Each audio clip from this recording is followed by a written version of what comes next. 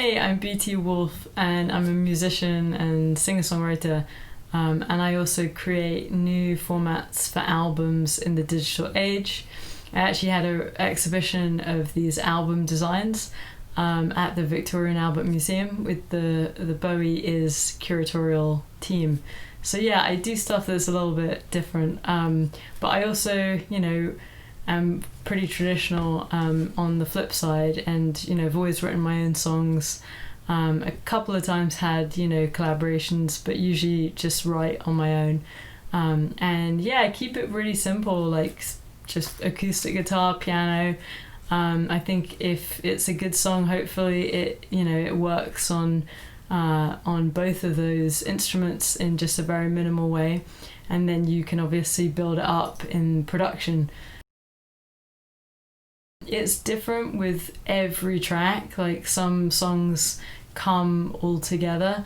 I've had a number of songs, where the lyrics, the melody, the guitar part just all seem to be there, and you just kind of have to, play it. And in those situations, like I'll record because I have a sense that, something is coming, and then I transcribe it afterwards. And yeah, that's definitely a really magical feeling, and one of those times you feel like it's not really you.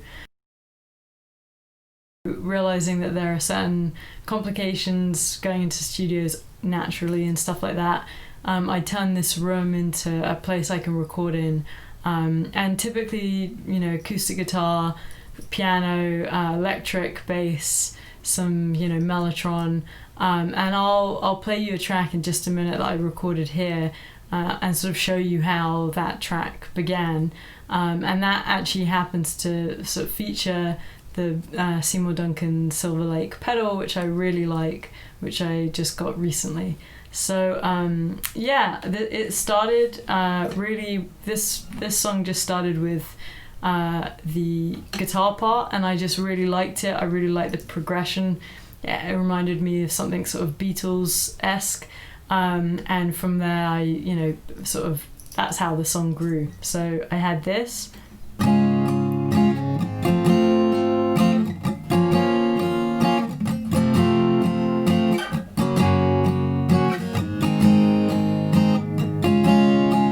And, originally when I sort of sang the melody, I was like, this is super low.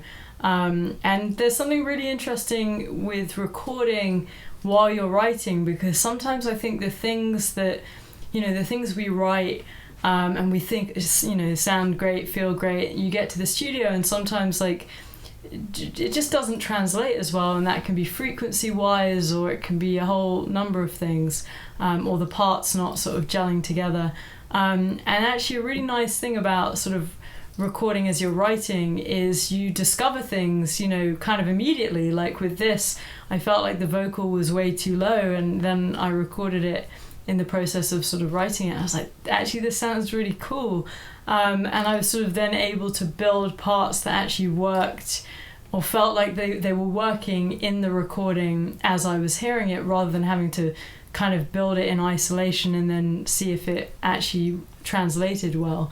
So now, I'm gonna play you just a little bit of the track with acoustic, electric, a bit of organ and vocals, and that's actually all that you'll hear in there.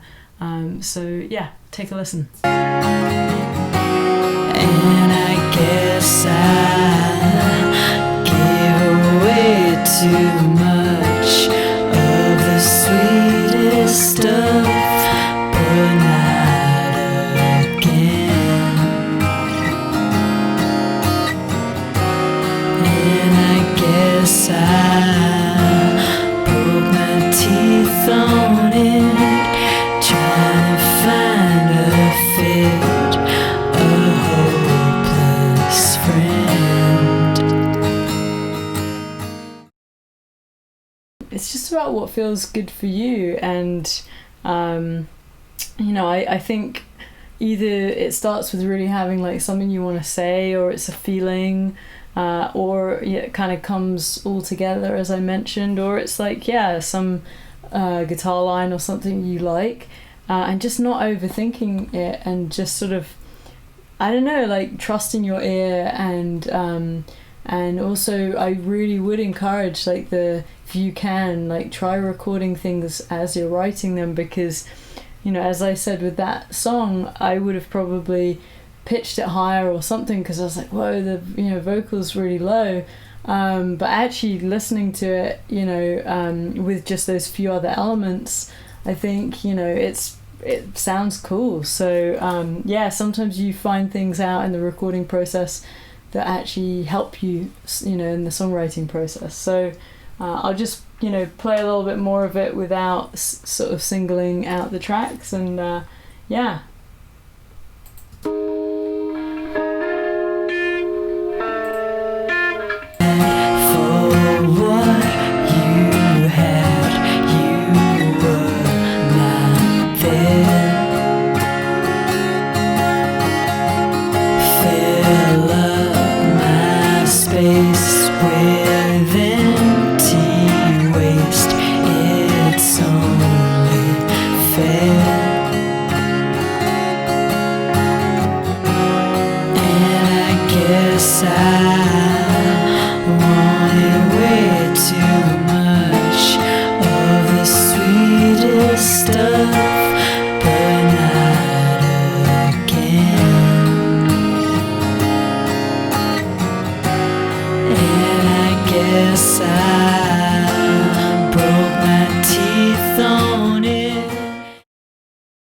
The whole thing about technology is obviously just because we can now change things so easily doesn't mean we should, because a lot of those imperfections and a lot of, you know, what, like, if you apply that principle back when people were recording on tape, you know, you couldn't do that stuff. You'd have very few sort of ways of overdubbing, and so I feel like we got to keep some of that rawness in and only use technology, you know, to potentially make our lives easier in areas that, I don't know, overall, you know, can just streamline things, but not iron out a lot of the imperfections and a lot of the kind of feeling that makes something, you know, feel human and connect with us.